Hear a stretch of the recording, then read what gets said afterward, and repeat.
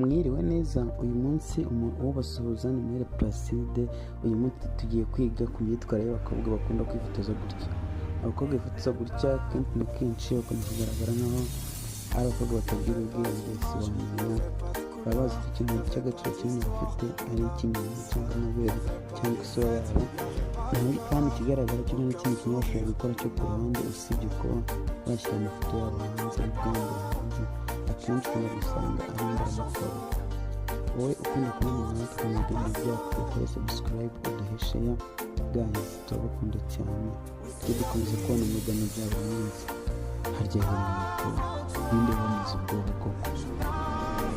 Ibice byanyu by'ibanga byose mubishyira hanze mubitesha agaciro nkaho nta kintu nta cyabaye. Guys, ko mwataye guca. Ntabwo turi muri Amerika, turi mu Rwanda guys.